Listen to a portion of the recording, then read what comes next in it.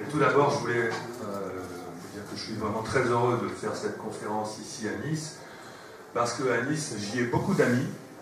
C'est vraiment une ville très particulière pour moi, parce que j'y ai beaucoup d'amis appartenant à des horizons très différents, des milieux très rationalistes, des chercheurs, d'anciens collègues,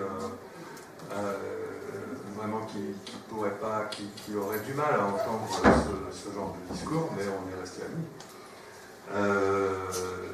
À l'inverse, des amis du milieu, on va dire, qu'on pourrait qualifier d'ésotéristes, dans différents domaines. Et au milieu, on va dire, des collaborateurs du monde de l'entreprise. Et je les remercie tous, quelle que soit leur origine, de soutenir mes travaux à travers leur présence ici notamment. Alors, ce que je voulais dire en premier, c'est qu'on entend beaucoup parler de quantique. Hein, M. Saramito a cru bon de rappeler cette affaire-là. Ce que je veux dire, c'est que pour faire le lien entre la science et la spiritualité, le quantique, c'est vraiment pas la bonne voie. D'accord ?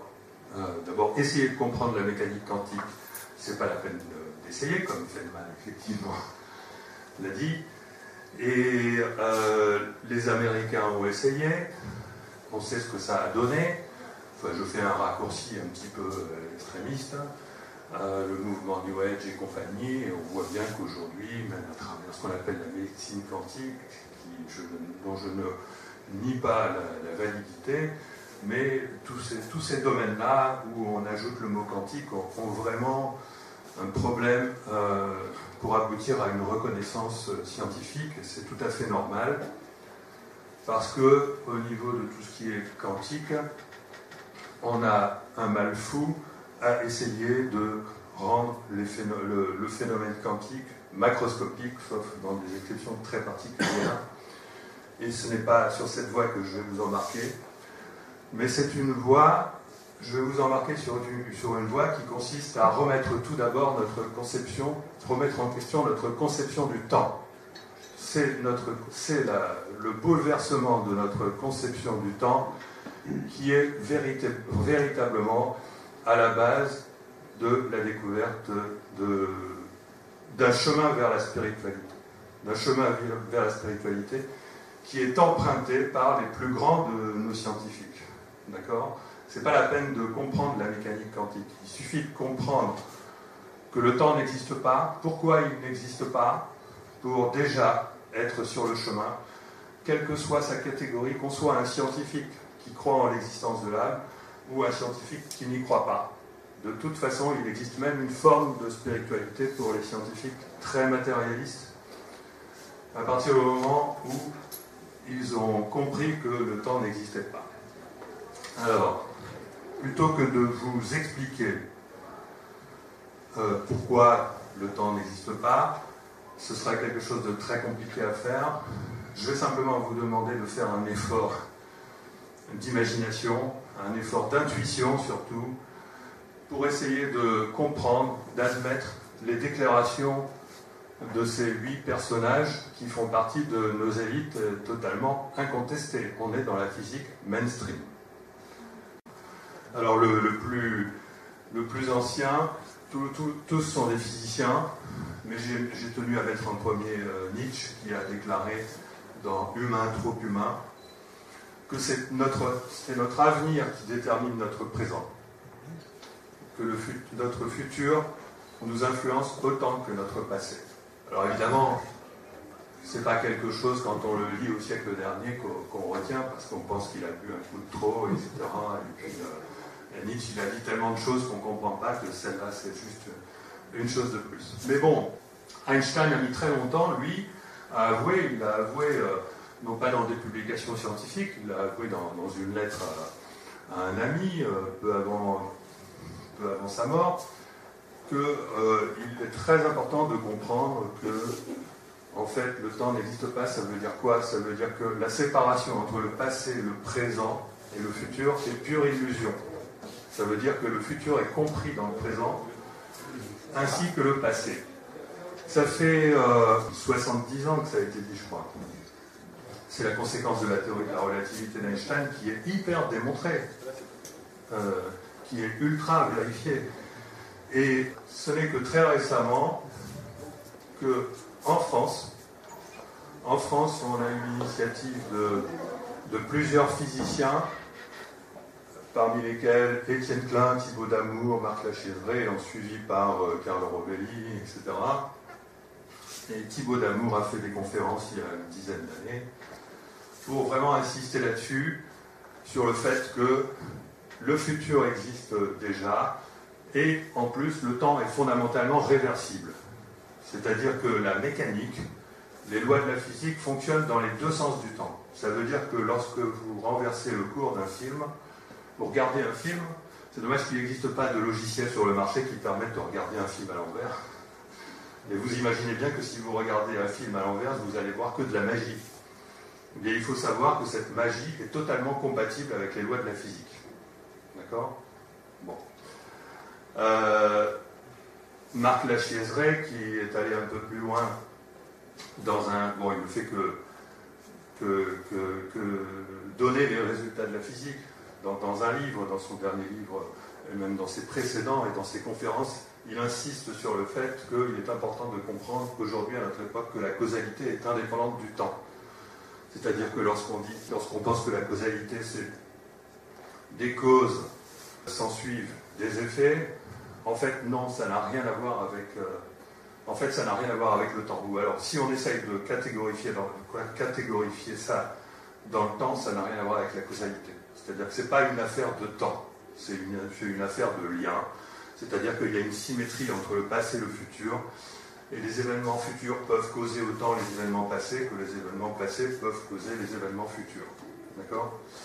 Carlo Rovelli, qui est très, très, très en vogue à l'heure actuelle, insiste là-dessus, en nous disant que le temps n'existe pas, et que la réalité évolue d'une autre façon, mais pas dans le temps. Sous-entendu, si la réalité évolue, ça veut dire qu'il existe un temps dans lequel elle évolue, mais ce n'est pas le temps ordinaire. D'accord ? Alain Kohn, qui est notre très grand mathématicien, médaille Fields, hyper récompensé, c'est l'un des plus grands mathématiciens de la planète, qui ose dire, c'est pas quelque chose de difficile à déclarer, il l'a déclaré dans un livre qui est une fiction, parce que c'est un sujet dont on a du mal à parler dans un laboratoire, que le passé peut changer, c'est-à-dire que le passé peut être altéré, il peut être instable, d'accord ? Ça veut dire quoi, ça ? C'est quelque chose qui nous paraît complètement fou, complètement dingue. Antoine Suarez, un physicien qui s'est fait connaître pour avoir répété dans le domaine relativiste la plus grande expérience du XXe siècle, mais on ne va pas rentrer là-dessus, nous dit la physique a besoin d'une coordination immatérielle, insensible à l'espace et au temps. D'accord ? Qu'est-ce que ça veut dire ? Ça veut dire que dans notre réalité, pour faire fonctionner notre réalité, on a besoin d'y faire entrer des informations qui viennent d'en dehors de notre réalité. Toutes ces choses sont démontrées, ce ne sont pas des déclarations, ce sont des déclarations de physiciens qui tiennent quand même à leur respectabilité. Ils ne se permettraient pas de dire ça si ce n'était pas solidement démontré. Et je vais terminer par Étienne Klein, qui a tendance à soutenir mes positions, et qui confirme donc que le futur existe déjà, c'est une authentique réalité.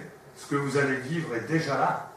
Ce que vous allez vivre demain, dans 1 an, dans 10 ans, c'est déjà présent, ça existe déjà, c'est déjà formé. D'accord ? Mais c'est partiellement configuré. C'est-à-dire qu'on pourrait y apporter des informations complémentaires. Donc là, vous prenez les 6 déclarations de ces physiciens, il y a tout pour comprendre que nous vivons dans une réalité qui est déjà déployée dans le futur, encore déployée dans le passé, qui pourrait encore changer dans le passé et qui pourrait encore changer dans le futur. C'est tout le sens du petit dessin que j'ai mis en tête de mon exposé et sur lequel on va revenir tout à l'heure. Mais avant cela, je vais quand même essayer de vous expliquer pourquoi ces physiciens ne délirent pas du tout et simplement tiennent compte des résultats, du progrès de la physique. Pour dessiner l'espace-temps, pour se représenter l'espace-temps, on ne peut pas le faire parce qu'on n'a pas un cerveau qui nous permette de nous représenter quelque chose en 4 dimensions. Donc on enlève une dimension à l'espace et on la remplace par le temps. Donc ce qui fait qu'au lieu de se représenter l'espace comme la totalité contenue dans une immense sphère, on se représente l'espace-temps comme la totalité contenue dans un cylindre. Et l'axe du cylindre correspond au temps qui passe. D'accord ? Donc c'est pour ça que je vous ai représenté ici un cylindre qui pourrait bouger. Et c'est pour ça qu'en bas ici, je vous représente des cylindres avec l'axe vertical qui correspond au temps. Donc avant, on pensait que seul le présent existait et que le passé n'existe plus et que le futur n'existe pas encore. Ensuite, on a pensé que le passé existe encore et que le futur, alors je pense que c'est mal dessiné, n'existe pas encore. Ensuite, avec la théorie d'Einstein de l'univers bloc, on a compris que le passé et le futur ont exactement le même statut. Et ensuite, on a fini par éliminer le présent de cette affaire, c'est-à-dire que pour les physiciens, le présent n'a plus aucun sens physique. Les physiciens, au jour d'aujourd'hui, ne comprennent absolument pas le sens du présent. Pour eux, le présent n'a aucun sens physique. C'est comme s'il n'existait pas. C'est-à-dire que le présent n'appartient qu'à notre conscience, il n'appartient plus à la physique. C'est un mystère. Alors, et plus récemment, on a eu la théorie de la gravité à boucle, mais je ne vais pas vous faire le dessin, qui dit, bon, ben, cet espace-temps qui est donc le passé plus le futur, c'est quelque chose qui vibre. Voilà. C'est quelque chose qui vibre, et puis c'est tout. Est-ce que c'est quelque chose qui vibre et qui fait qu'on pourrait avoir un futur différent? On ne sait pas, parce qu'avec les équations, on ne peut pas aller plus loin.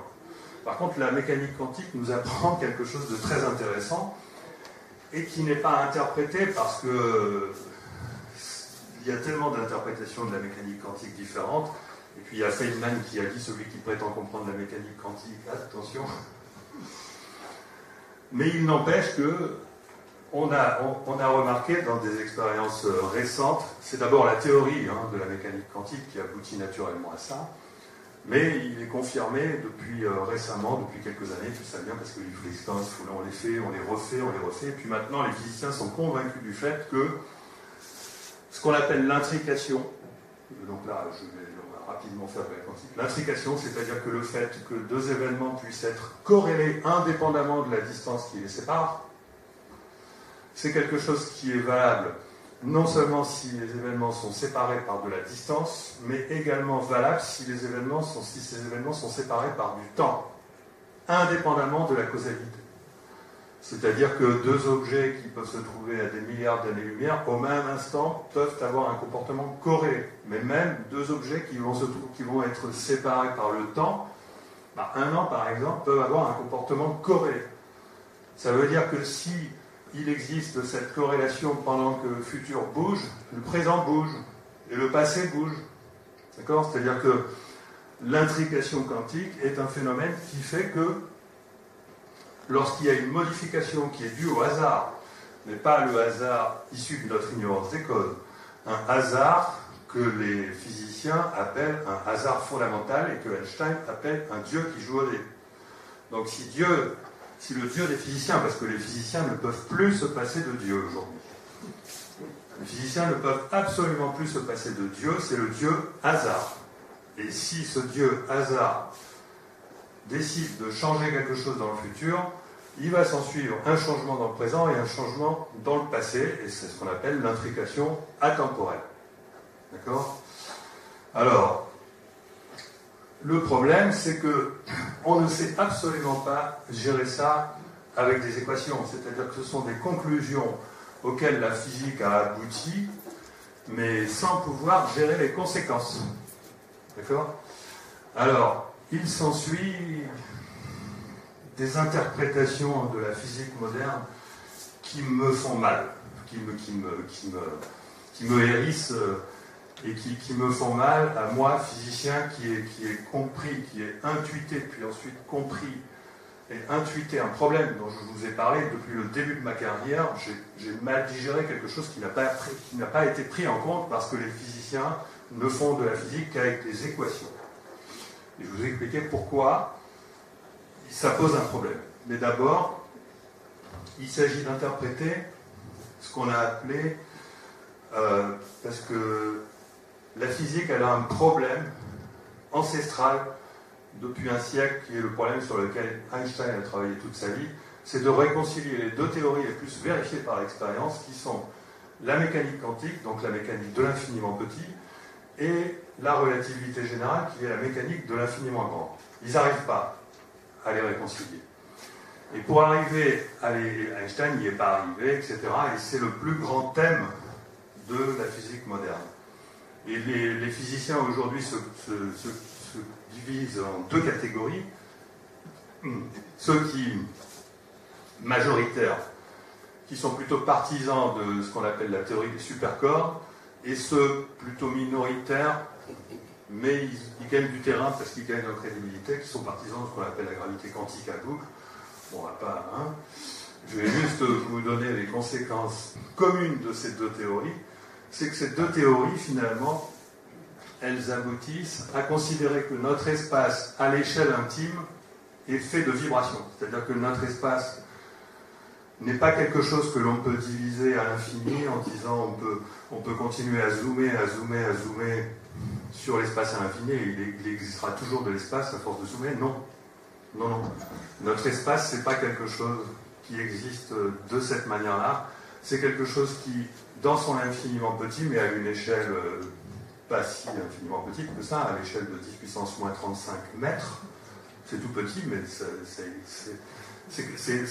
n'est plus de l'espace, c'est des vibrations. L'espace vibre. L'espace n'est pas de l'espace. Et ces vibrations, elles ont 6 dimensions. 6 degrés de liberté. Et la théorie des cordes considère que ces dimensions, il faut les interpréter comme des dimensions qu'on doit rajouter à l'espace. Donc nous vivrions dans un espace à 9 dimensions au lieu de 3. Et simplement, il y a 6 dimensions qui seraient invisibles parce qu'elles ne seraient pas dépliées ou disons qu'elles seraient infiniment petites. Et la théorie et la gravité quantique à boucle dit non, non, non, il ne faut pas rajouter de dimension à l'espace. Il faut simplement faire vibrer l'espace et on le fait vibrer en utilisant du hasard. C'est-à-dire que la gravité quantique en boucle, elle n'a pas les moyens mathématiques de décrire ces vibrations de l'espace, donc elle considère qu'on a là quelque chose qui est fondamentalement probabiliste. Donc là, à chaque fois que les physiciens ne savent pas décrire quelque chose, ils introduisent à nouveau du hasard. Alors, le problème de ces deux théories, c'est qu'elles ne résolvent pas la question fondamentale que j'ai soulevée dès le départ, c'est-à-dire qu'en est-il au niveau macroscopique? Est-ce que ça veut dire que notre futur peut bouger ou pas? Et comme les physiciens sont traditionnellement très déterministes, et qu'ils ne veulent pas concevoir un univers qui ne puisse pas être décrit par des équations, les équations les obligent à décrire l'univers de façon déterministe, c'est-à-dire cet univers bloc dont je vous ai parlé, il est forcément figé. Et il s'ensuit que, étant donné qu'on s'aperçoit que malheureusement on a 6 degrés supplémentaires dont on ne sait pas quoi faire et qui correspond à 10 puissance 500 variétés d'univers pour la théorie des cordes, ça aboutit à la théorie des univers parallèles ou à la théorie du multivers avec des petites variantes qui consistent à dire que nous vivons tous dans un univers où nous sommes totalement emprisonnés, c'est-à-dire que notre futur existe déjà, mais on ne peut rien y changer.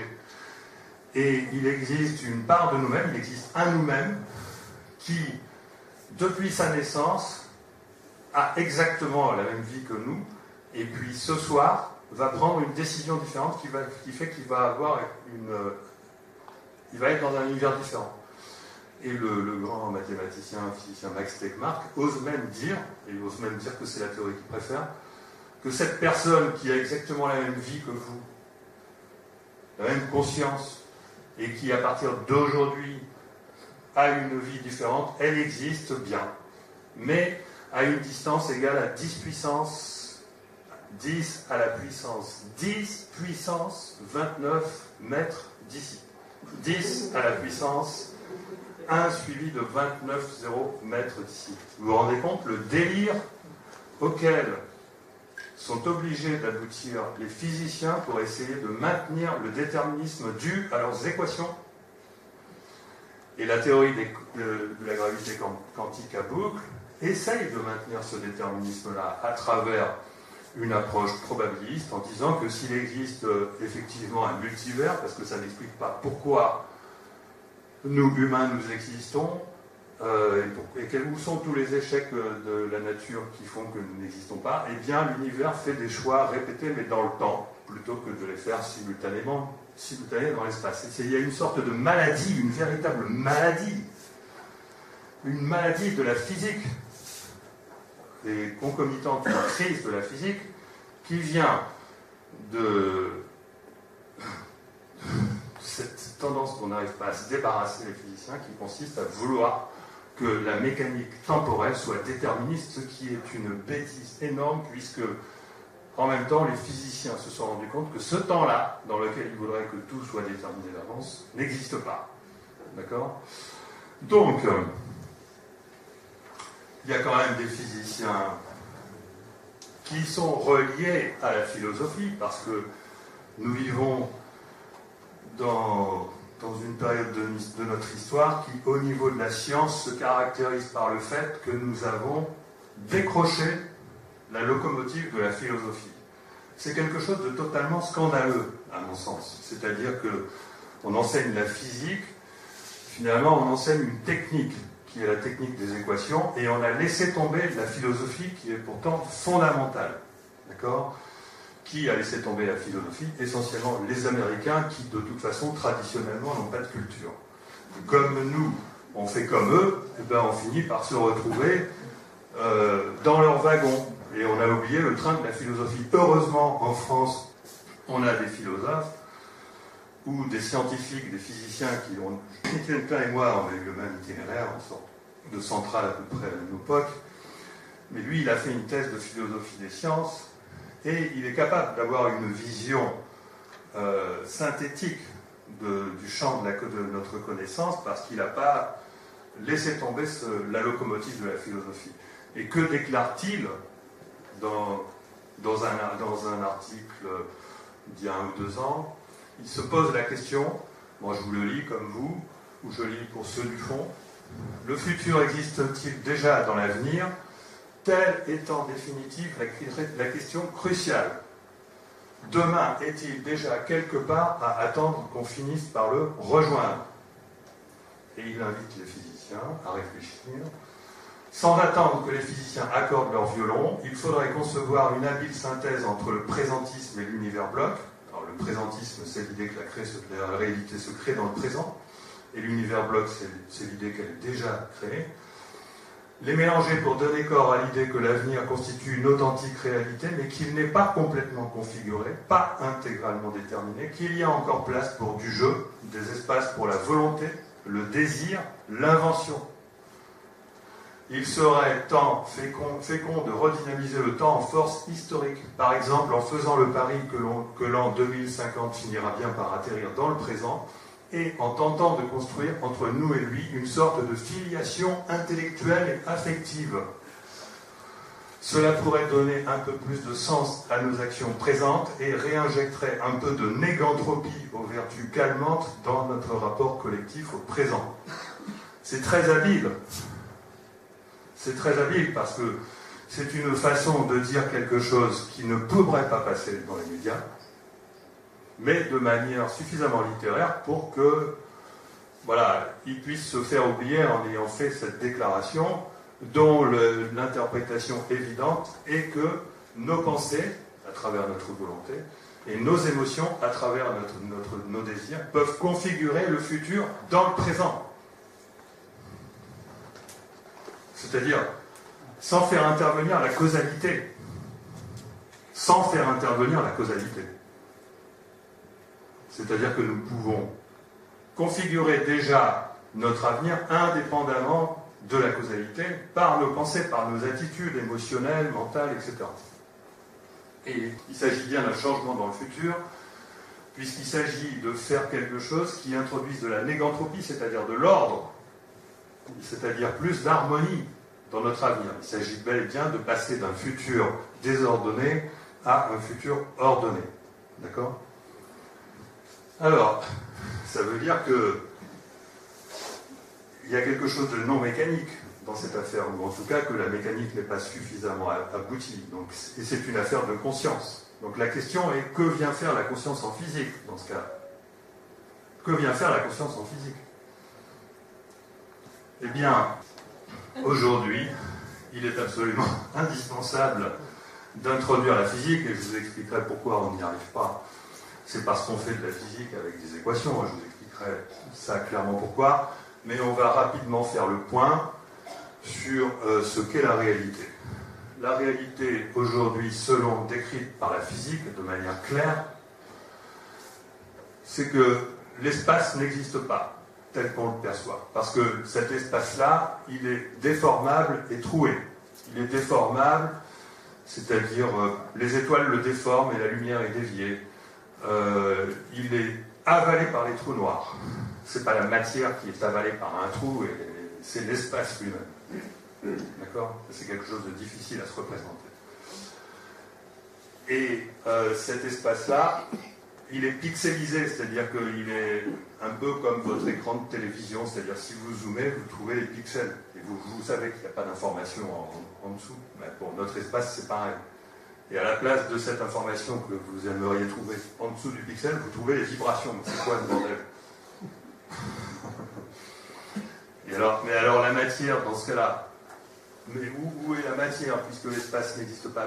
La matière finit par s'identifier à l'espace lui-même, parce qu'à force de zoomer sur la matière, vous zoomez, vous finissez par trouver qu'elle est faite de vide. Ah tiens, il y a un petit point là. Bon, je vais zoomer dessus. Ah merde, je retrouve du vide encore, etc. Vous zoomez sur tout ce qui reste, vous trouvez des vibrations. Hein? Et donc, et le temps de la mécanique n'existe pas non plus, puisque les physiciens sont incapables de trouver le sens du présent. Ça veut dire quoi tout ça? Ça veut dire que la réalité, temps, espace et matière, n'existe pas. Elle n'existe pas telle qu'on l'aperçoit. C'est-à-dire qu'il n'existe pas cette réalité où vous êtes là, ici, là, à des endroits bien précis, etc. Tout ça, c'est ma conscience qui l'interprète comme ça. Cette table n'existe pas extérieurement à moi.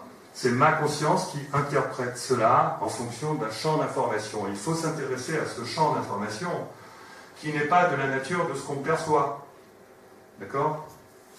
Alors, ça pose la question, qu'est-ce que c'est que la réalité? Parce qu'il n'est pas question de dire que la réalité n'existe pas, point.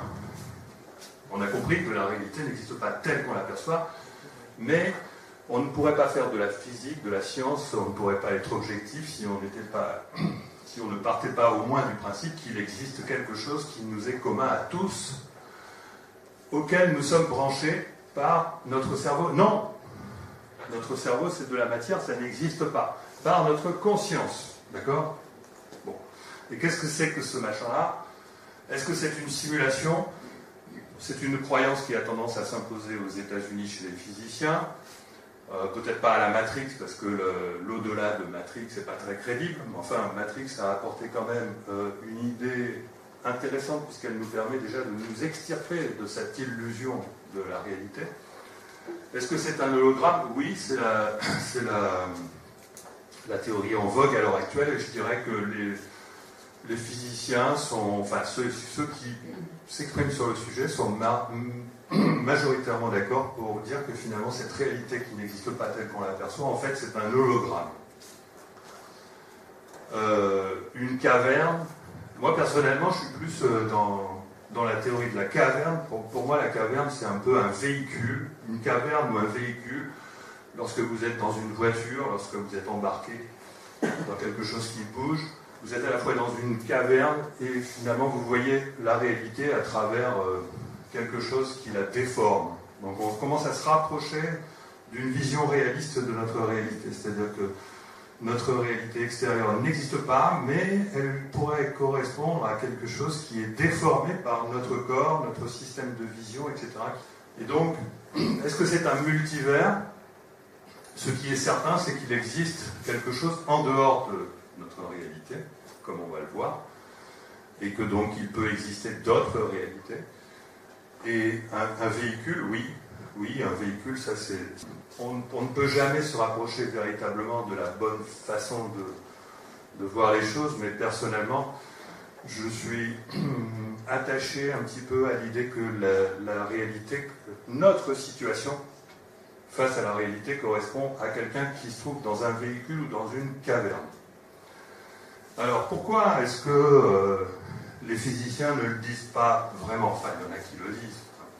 Parce que de toute façon, même si on le dit, on ne sait pas changer la physique en fonction de ça. On ne peut pas repartir à zéro, on ne sait pas quoi faire de cette information. Et puis, de toute façon, ça pose un problème, c'est que si on accepte comme dirait le philosophe Philippe Solal, si on accepte de remettre la statue à l'endroit, c'est-à-dire si on accepte de dire que finalement la réalité est le produit de la conscience plutôt que la conscience le produit de la matière, on se heurte à un problème énorme. C'est que il faut crédibiliser tout un tas de phénomènes inexpliqués qui sont insupportables pour les scientifiques parce que la science étant construite par opposition à la religion, ils ne peuvent pas. Donc je vous en fais la liste. Donc les synchronicités, encore que c'est en train de rentrer dans quelque chose qui devient acceptable, et j'y ai personnellement contribué. Les phénomènes aériens non expliqués, les expériences de mort imminente, la psychokinèse, les perceptions extrasensorielles, le chamanisme, l'effet placebo, les guérisons inexpliquées, la médiumnité, etc. Tous ces phénomènes, il y en a au moins la moitié qui font l'objet d'expériences scientifiques depuis des décennies et qui ont démontré qu'il y avait quelque chose. Et il y a un phénomène d'élusivité, un phénomène de difficulté de reconnaissance à la preuve, que je vais aborder plus tard, qui fait qu'on n'y arrive pas, et puis les scientifiques ont développé une allergie. Et ils savent que si on commence à dire, s'il y a un scientifique mais vraiment très illustre, comme Stephen Hawking, ou chez nous, il faudrait que ce soit des académiciens, qui commencent à dire, ben oui, il faut introduire la conscience comme sujet d'étude en physique, c'est irresponsable, c'est considéré comme irresponsable. C'est un problème de politique scientifique, c'est-à-dire que la position des scientifiques responsables, c'est de dire qu'il est politiquement incorrect d'introduire l'étude de la conscience en physique. C'est pas que c'est pas juste, c'est que c'est politiquement incorrect, parce qu'il y a des gens qui pourraient devenir fous. Et je suis d'accord. Je suis d'accord. D'accord ? Bon, mais moi, je me permets de le dire, parce que je ne suis pas à ce niveau-là. Et donc, on peut dire, et je profite du fait qu'on peut dire, Philippe Guiband, oui, mais c'est un allumé, donc on s'en fout. Ça m'arrange. D'accord ? Bon, et qu'est-ce qui se passe ? Maintenant, il y a un autre problème qui fait que de toute façon, les physiciens ne veulent pas intégrer les progrès que la physique fait depuis 30 ans, 33 ans, depuis 1982. La physique fait des progrès fantastiques, fabuleux, je vais vous en parler. C'est que tous ces progrès remettent en question les fondements sur lesquels la physique est faite, c'est-à-dire remettre en question l'usage d'équations pour décrire la réalité. Et je vais vous expliquer pourquoi. Donc, il y a un grand physicien, Lise Moline, qui a dit dans son fameux livre, vraiment très intéressant, il faut le livre sur l'échec de la théorie des cordes, etc. Il s'énerve contre les progrès depuis 1982. Il dit depuis 1982, la physique n'a fait aucun progrès. Parce qu'il s'évertue à avoir une vision matérialiste. En réalité, si on accepte de remettre la statue à l'endroit, on s'aperçoit que tous ces progrès sont en train d'indiquer qu'attention, il y a quelque chose qu'on avait oublié. Les progrès dérangeants de la physique, j'en ai fait donc la page de garde de mon site web, j'en ai fait, je n'arrête pas de dénoncer, c'est pas une dénonciation, c'est juste je n'arrête pas de mettre à la vue du public que depuis 33 ans, on a 4 problèmes fondamentaux qui nous disent, mais attention, vous n'avez rien compris au fonctionnement de la réalité. D'accord ? Ces problèmes correspondent à des dogmes qui aujourd'hui sont renversés. Ces dogmes sont le matérialisme, sont la causalité stricte. Moi, la causalité, aucun problème, mais la causalité, c'est-à-dire accompagnée de l'irréversibilité. Le hasard, c'est-à-dire le Dieu de la science. La science croit en un Dieu qui est encore plus irrationnel que la religion, parce que la religion nous dit qu'il existe un Dieu, mais bon, on ne sait pas trop ce que c'est quelque chose qui nous dépasse, tandis que les physiciens ont la prétention de dire que ce Dieu, c'est le hasard. D'accord ? Il y a un problème. Et le déterminisme, c'est-à-dire que c'est l'idée complètement dépassée que les choses qui nous arrivent sont le résultat du passé. C'est-à-dire que tout ce qui va arriver dans le futur, c'est le déterminisme laplacien, c'est-à-dire connaissant la position et la vitesse de tous les objets de l'univers à un moment donné. La science dit qu'on peut calculer la suite et donc tout se passe comme si notre futur était parfaitement réalisé. Aujourd'hui, ces 4 croyances, donc ces 4 dogmes sont devenus des croyances parce qu'ils ont été renversés par les résultats de la physique. Et moi qui suis rationaliste et qui ne suis pas exclusivement dépendant des équations parce que j'ai utilisé beaucoup d'équations, mais j'ai utilisé également des algorithmes, et je pense qu'il n'y a pas que les équations qui permettent de faire de la science. Donc, d'où vient le problème? Donc, on a découvert que le vide était non vide et qu'il pouvait même contenir, suivant les théories, entre 3 fois plus d'informations et 10 puissance 120 fois plus d'informations que notre réalité. C'est-à-dire ce qu'on appelle immatériel, c'est-à-dire le vide, contient une quantité d'informations immense, donc on ne peut pas être matérialiste.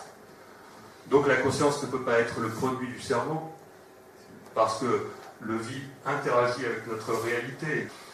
Donc le fait que le futur soit déjà là implique que là aussi on a un problème avec l'information, c'est-à-dire qu'il existe plein d'informations invisibles dans notre réalité qui sont celles qui structurent déjà d'avance notre futur.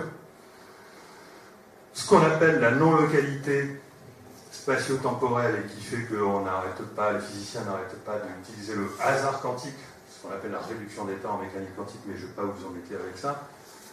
On sait aujourd'hui que ça ne peut pas être du hasard, puisque c'est assorti d'une coordination non locale. C'est-à-dire que si ce hasard était du hasard, ce serait un hasard qui sera capable de dire là, je mets une information dans l'espace-temps, c'est-à-dire en tel lieu et en tel, etc., parce qu'on en a besoin, mais en tel autre lieu, il y a une information qui est corrélée. Et puis attention, en même temps, ça bouge le futur et ça bouge le passé. C'est pas du hasard. Ce n'est plus du hasard, parce qu'à partir du moment où il y a un lien déterministe entre une information que vous introduisez quelque part et, je ne peux pas chiffrer le nombre d'endroits, ce qu'on appelle la non-localité, qui est à la fois spatiale et temporelle, fait qu'il est impossible d'imaginer que ce hasard qu'on introduit en un point de l'espace soit du hasard. Et enfin, là c'est quelque chose sur lequel j'ai travaillé, ce qui correspond au bug de la physique, la chose que j'ai du mal à digérer dans mon début de carrière. Et enfin, le fait que la physique soit indéterministe, et non seulement à l'échelle quantique, mais à l'échelle macroscopique.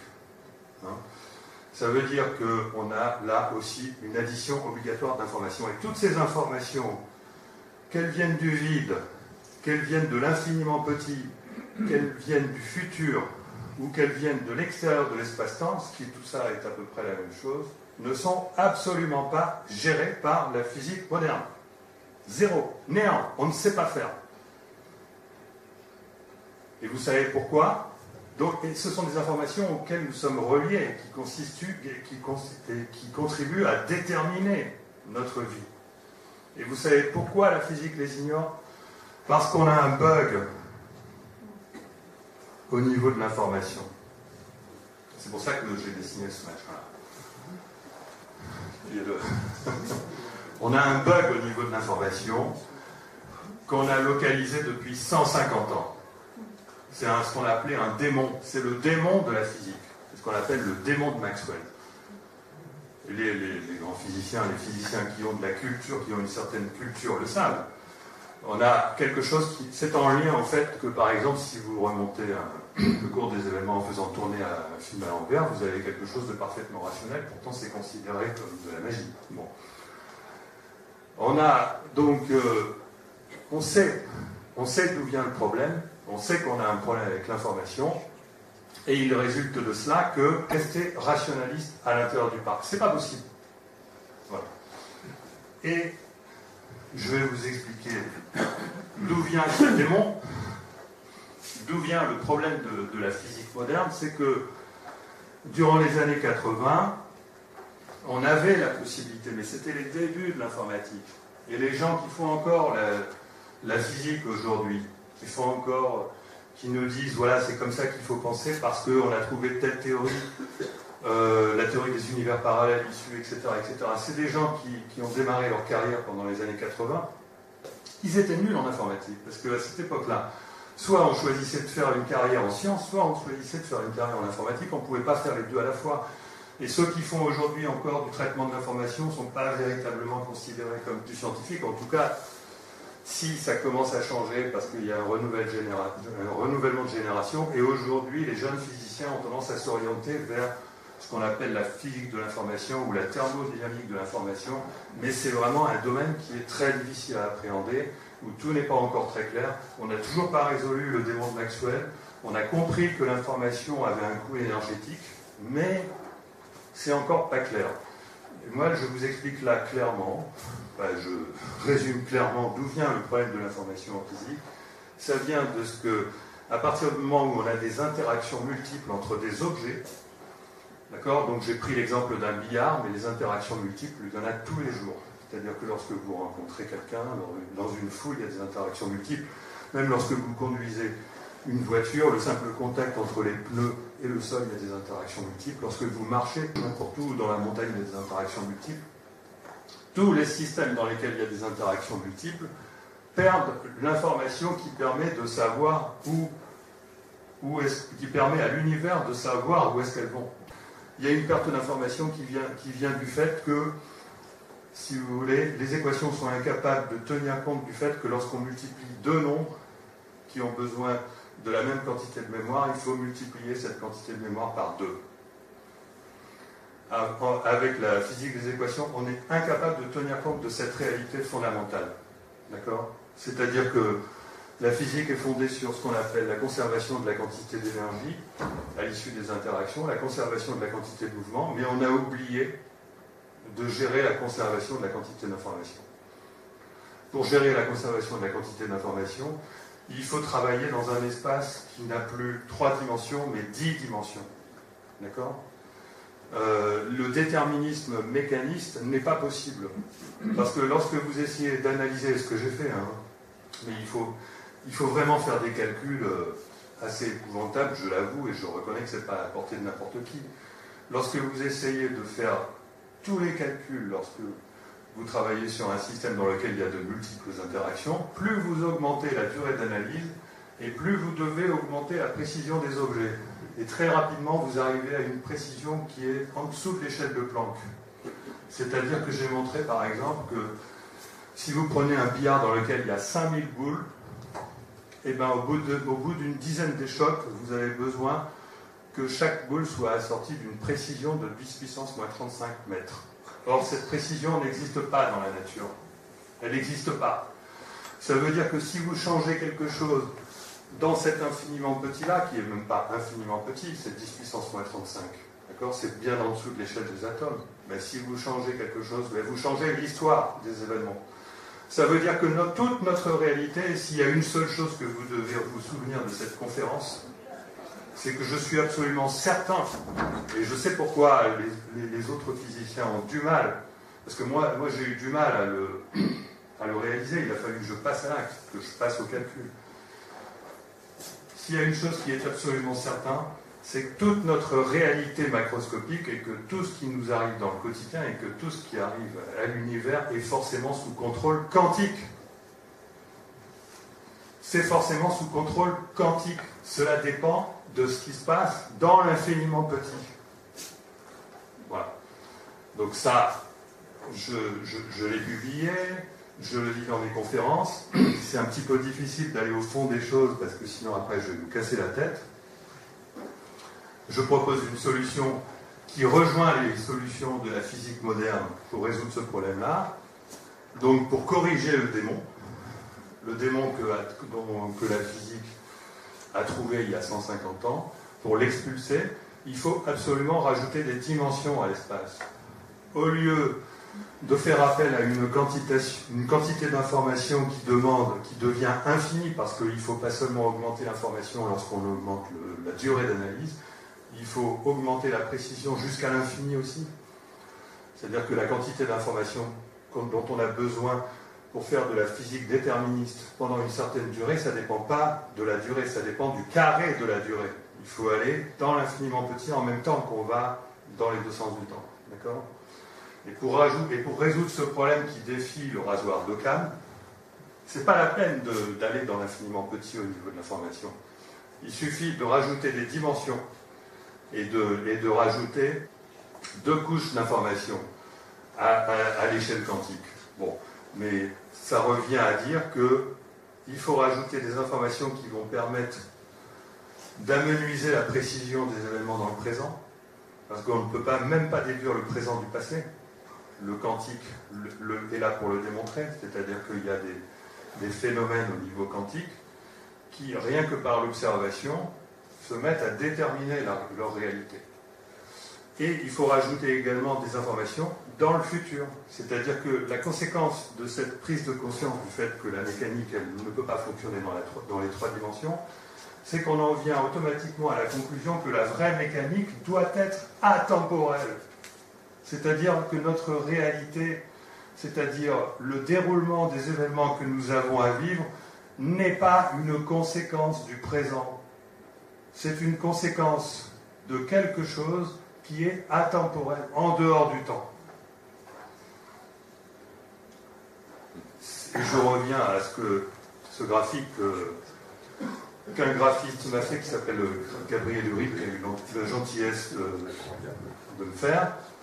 C'est qu'aujourd'hui, la physique a découvert qu'au niveau de l'infiniment petit, l'espace qui n'existe pas correspond à des vibrations. Eh bien, on peut considérer, en remplaçant les 10 dimensions de notre réalité par un certain nombre de dimensions, en les diminuant, on peut arriver à représenter notre réalité, c'est-à-dire notre espace-temps, mais ce qui revient au même chacune de nos vies, comme étant un tunnel invisible qui nous oriente tous les jours. C'est-à-dire que tout ce que nous allons faire est parfaitement déterminé mécaniquement, c'est de la physique, d'accord ? Mais ce tunnel dans lequel on avance automatiquement, il change tout le temps de position. Peut-être qu'il ne change pas. Lorsqu'on est hyper conditionné, il ne change pas. Ou alors il change lorsque quelqu'un n'est pas conditionné et qu'il va changer le comportement des autres. Mais nous avons tendance à vivre dans une société où finalement nos tunnels ne bougent plus et on devient des robots. Alors qu'on a le potentiel de faire en sorte que nos tunnels de vie bougent parce que tous nos tunnels sont posés sur une mer quantique. Et cette mer quantique, elle bouge, il y a des vagues. Et ces vagues, ça correspond à quoi? Ça correspond au vide, aux vibrations du vide, aux vibrations de l'espace. Ça correspond à quoi? Ça correspond à la conscience. Pourquoi? Parce que notre conscience contient nos intentions, et nos intentions sont corrélées à ce qui va nous arriver. J'ai l'impression de décider de ce que je vais faire. Je me fiche complètement de savoir si c'est moi qui décide mon futur ou si c'est mon futur qui décide de mes intentions. La question n'est pas là. Je ne suis même pas en train de vous faire l'apologie du libre arbitre. Je suis simplement en train de vous dire que la physique permet au futur de changer et que la seule question de savoir, c'est si quand mon futur change, est-ce que c'est ce changement qui produit mon intention ou est-ce que c'est mon intention qui a produit ce changement? Voilà. Et là, je suis dans la rationalité pure. Alors, je vais vous passer un exemple de la manière dont je vois les choses. Et donc là, je fais appel au même graphique pour qu'il me fasse une animation. Donc, dans ce que vous allez voir un futur en train de changer. En fait, vous allez vous voir, vous, à l'intérieur de ce tunnel, pendant le premier tiers de l'animation, vous êtes en train de travailler. Pendant le deuxième tiers, vous prenez des vacances. Et pendant le troisième tiers de l'animation, vous retournez au travail. Et le fait de prendre des vacances vous permet de vivre, de sortir du conditionnement et de vivre des occasions de prise de conscience qui peuvent vous faire évoluer et faire que finalement vous n'allez pas tout à fait faire la même chose à votre retour de vacances. Mais ces circonstances qui viennent vous éveiller peuvent fonctionner et puis finalement vous pouvez les rater ou alors vous ne suivez pas mais finalement ça ne rentre pas et puis finalement ça peut se reproduire à plusieurs moments et puis vous finissez par comprendre et intégrer et vous changez votre futur. Donc voilà, je vous le passe.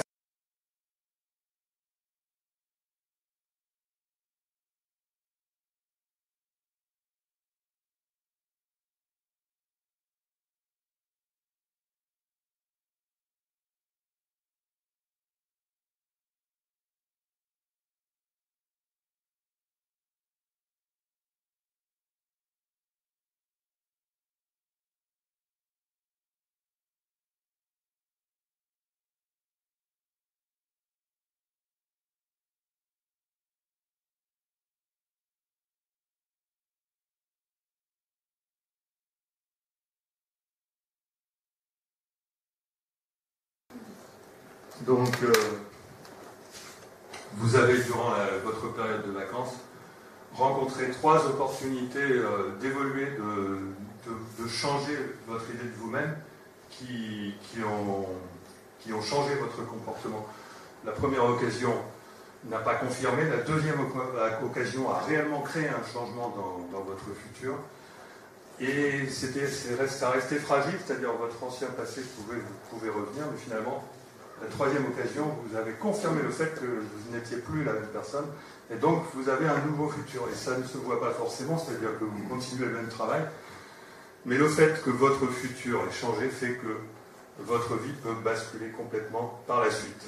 D'accord ? C'est comme ça que ça se passe. C'est-à-dire que ce qu'on appelle le multivers n'est pas un univers dans lequel nous sommes emprisonnés. C'est un univers qui contient toutes les variantes de ce que nous pourrions vivre.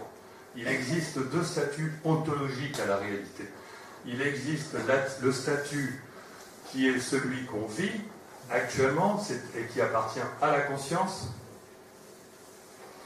et qui n'a rien à voir avec la physique, et les physiciens l'avouent eux-mêmes, c'est pas de la physique, c'est de la conscience. C'est la conscience du temps présent et aucun physicien n'est capable de dire pourquoi nous sommes là. Et la réalité que décrivent les physiciens, c'est pas la même réalité, c'est une autre réalité qui possède un autre statut ontologique, ça correspond au multivers, c'est-à-dire au champ des possibles. Et tout se passe comme si nous étions sur un réseau d'aiguillage.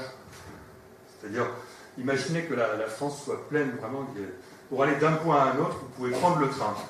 Et puis vous avez votre petite télécommande là, qui dit, eh bien, tiens, là je suis en train d'aller là, ah bah je change, et vous changez l'aiguillage du train, enfin on a tous notre train individuel, mais on peut aussi avoir notre train collectif, et dans ce cas-là il y a des conflits, mais enfin bon, on va rentrer là-dedans. Et qu'est-ce qu'on fait pour changer notre futur? Eh bien on a notre petite télécommande, et on appuie sur, ah tiens, non, là j'appuie sur un bouton, et qu'est-ce qui se passe? Eh bien ce qui se passe, c'est que votre futur est en train de changer, c'est-à-dire que si vous êtes à Marseille, et que vous voulez changer votre destination, et aller non pas à Paris mais à Saint-Étienne, c'est pas à Lyon que vous changez votre destination. C'est à Marseille, tiens, non, je ne veux plus aller à Paris, je veux aller à Saint-Étienne. Donc vous allez voir changer votre futur dans le présent. D'accord ? Et la raison pour laquelle le vide est plein d'informations, la raison pour laquelle le vide contient 10 puissance 120 fois plus d'informations, c'est qu'il est bien obligé de contenir toute cette information-là. Et si vous demandez à un physicien, cybernéticien, informaticien, de vous simuler la réalité, il est beaucoup plus pratique, ça consomme vachement de mémoire, je suis d'accord, mais il est beaucoup plus pratique d'un point de vue logique, d'un point de vue algorithmique, de faire comme ça, d'accord ? Et même si vous demandez à un développeur de jeux vidéo, il vous dira que non, il vaut mieux prévoir toutes les possibilités d'abord, et puis on verra ce que le type va choisir. Il ne viendrait jamais à l'idée d'un réalisateur de jeux vidéo d'attendre que la personne qui se trouve dans le jeu en arrive à un certain point pour créer la suite de son jeu. Non. Toutes les suites possibles sont déjà créées, simplement, la personne qui est dans le jeu, elle a le choix. Donc, nous avons bel et bien un GPS. D'accord ? Et donc, l'évolution du futur, comment ça marche ? Ça marche qu'à un moment donné, comme je l'ai représenté ici, au moment T1, vous avez un futur qui passe par la ligne T1, et puis au moment T2, d'un seul coup, ah, non, je ne vais pas passer par là, et vous avez un futur qui bascule au temps T2. C'est gênant pour les physiciens des équations parce qu'ils ne peuvent pas le mettre en équation. Mais vous me demandez à moi, vous demandez à un cybernéticien, il n'y a aucun problème. Moi, je vous développe cette affaire-là. Je vous crée un simulateur. Ça ne pose aucun problème. Et là, vous réconciliez la mécanique quantique et la relativité. Vous réconciliez tout, il n'y a plus aucun problème. Vous réconciliez l'indéterminisme quantique et vous conservez l'univers bloc. Vous réconciliez toute la physique moderne. D'accord ? Mon graphiste m'a représenté quelque chose de plus joli. En réalité, c'est effectivement beaucoup plus compliqué. Il faut conserver à l'idée qu'il existe toujours pour l'univers une ligne à tout moment qui est celle par laquelle on va passer. Parce que l'univers en a besoin pour calculer notre futur collectif. Notre futur collectif, il est toujours calculé à partir d'une hypothèse de ce qu'on va faire. Et c'est pas grave que cette hypothèse change parce que le grand architecte ou le grand ordinateur de l'univers, il va simplement s'adapter à vos changements d'aiguillage, à vos changements d'intention, si tant est qu'elles ne sont pas conditionnées, parce qu'il se pose la question de savoir qui est cette partie de vous-même qui fait basculer votre futur. Est-ce que c'est bien quelque chose dont vous êtes conscient ? Alors, oui, j'ai oublié de dire quelque chose d'important, c'est que la conséquence de ça, c'est que nous créons collectivement notre futur, de par nos choix individuels. Mais, lorsque ce futur est créé, dans la mesure où l'univers, où ça arrange l'univers, où l'univers déjà créé, votre futur déjà créé, peut effectivement vous permettre de changer encore, il vous permet de changer encore. Mais il est possible que la dynamique de l'univers, comme elle est assez complexe, elle soit telle qu'il ne lui soit pas possible de vous permettre de changer encore. Et dans ce cas-là, vous êtes tiré par votre futur. C'est des choses que vous ne pouvez pas changer. C'est quelque chose dont on a du mal à avoir conscience, mais on peut en avoir intuitivement conscience parce que des fois, on a la sensation qu'on est obligé de faire certaines choses.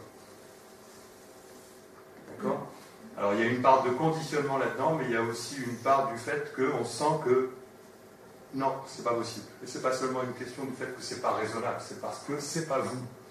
C'est-à-dire que ce n'est pas à votre avenir. Et ça veut dire quoi ? Ça veut dire que dans cette affaire, il y a une rétrocausalité. C'est-à-dire qu'il y a une influence du futur qui a été créée, mais qui est devenue trop rigide pour vous permettre de ne pas y passer. D'accord ? Et la rétrocausalité, c'est quelque chose qui, dans les 10 dernières années, est devenu mainstream. Aujourd'hui, c'est accepté. Aujourd'hui, vous avez des congrès mainstream sur la rétrocausalité, c'est-à-dire sur l'influence du futur sur le présent. Ça nous vient de la mécanique quantique, c'est-à-dire que dès qu'on essaye de réconcilier la mécanique quantique avec l'univers bloc, on est obligé d'admettre la rétrocausalité. Et donc, je vous cite d'ailleurs deux illustres physiciens, Stephen Hawking, qui ne dit pas que des bêtises, qui nous dit « En cosmologie, il faut renoncer à voir l'histoire de l'univers selon une approche ascendante, supposant une histoire unique avec un point de départ et une évolution, mais au contraire adopter une approche descendante en remontant le cours des histoires possibles à partir du présent. Voilà qui nous conduit à une conception radicalement différente de la cosmologie et de la relation de cause à effet. Car les histoires qui contribuent à la somme de Feynman n'ont pas d'existence indépendante, elles dépendent de ce que l'on mesure. Ainsi, nous créons l'histoire par notre observation plutôt que l'histoire nous crée. C'est-à-dire que dans la mesure où l'histoire ancienne est encore, ça et là, indéterministe ou pas clairement la conséquence du présent, il est encore possible de la modifier, et ça va se faire à travers notre observation.